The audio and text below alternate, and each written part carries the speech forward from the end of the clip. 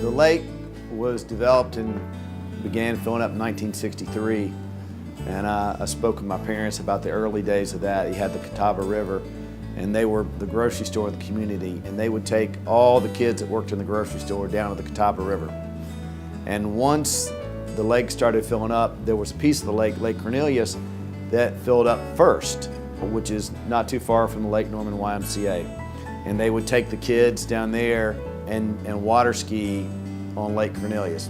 My first recollection of the lake was riding in a cabin cruiser that was the biggest thing I'd ever seen. It actually had its own bathroom in it, and that was pretty high cotton for a country kid like me at that time. I grew up in the Virginia area, and my earliest recollection of the lake was actually traveling to Florida once a year. So the lake from the interstate, and I remember thinking it was absolutely beautiful. And then in 1983, we actually moved to the Charlotte area, to South Charlotte, and just were very much drawn to the lake area. So we ended up moving up to the lake area in 1994, and I would find it very difficult to leave at this point. It's just a wonderful community of people, and there's a cohesive nature to it. It's just a very special place. My first recollection of Lake Norman was in the fall of 1992. The company I worked for had an office in Charlotte, and I drove down from Statesville and I went over those two causeways and looked at the lake and thought, wow, what a really neat place. Little did I know that 7 years later, my wife and I would move to the Lake Norman area and raise a family. Just a fantastic place. We couldn't think of a better place to settle down and raise a family. I was fortunate enough to grow up on Lake Norman. We moved to the lake in 1979, so over the years I've seen a lot of changes. I would say that rather than one big event that I think is signature in my memory, it's the memory of so many little events that made for just an amazing childhood. It's a wonderful place to live. I wouldn't want to live anywhere else. As a kid growing up on the lake, we were right on the main channel where we would see Lake Norman Yacht Club sailing regattas on Sundays, which is really beautiful if you've ever had a chance to see it. In the cove where I grew up, which it was dubbed Cashin's Cove, I don't know who named it, but it's a Guinness Book of World Records. It's the big raft up. And there was lots of boats tied up in that cove, and I certainly remember riding through that over the years. The fireworks at Lake Norman Marina are always a great one for the holidays. People remember that. There are many ways that Lake Norman has affected our local communities. It's brought a lot of wealth and affluence to our region that would not otherwise be here.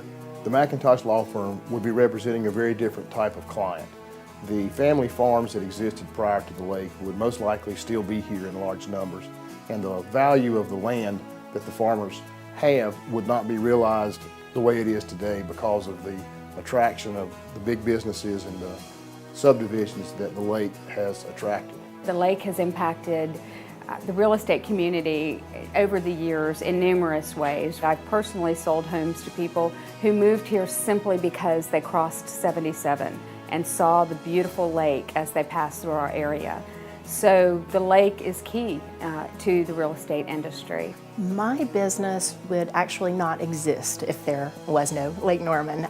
We truly chose to start a community newspaper in this market because Lake Norman is what it is. Andy Warfield, the editor, and I started the newspaper in June of 2009. We wanted to be a community partner and to provide impartial information on a regular basis, and also be a vehicle for success for the local businesses of the Lake Norman area. Our hope is that we are a great vehicle for the success of these local businesses. When you think of the population of San Francisco, the natural resources that you have, I mean, you're pretty close to the mountains, you're close to the coast, you kind of have that same thing here.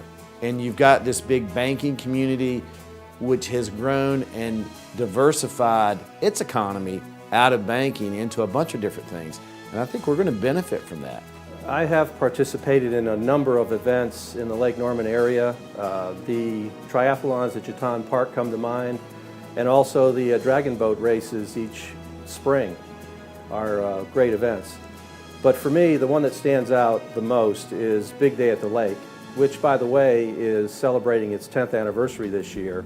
Being a boat host for the past 9 years has given my family and myself a great reward in seeing the smiling faces and the bonding that happens with the bigs and littles as they enjoy, many times for the first time, the various activities on the lake. Big Day at the Lake is an amazing event, thanks to Dave Yoakum.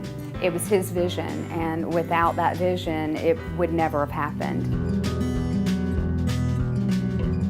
I expect Lake Norman 50 years from now to be a vibrant, thriving, and diverse economic region. The foundation is already here: manufacturing, ABB, Certex, higher education, Davidson College and CPCC, corporate campuses of Lowe's and MSC.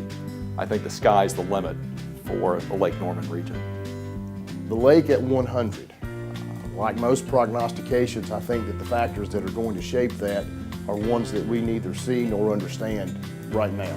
But I do think that most of the development that occurs along the lake shore will in fact be redevelopment, and that will be driven by the market forces that are demanding the housing at the time. I think that another driving force behind the lake in 100 years is going to be the fact that our children who grew up here on the lake shores like their upbringing, and I think that they are going to come back here to raise their families.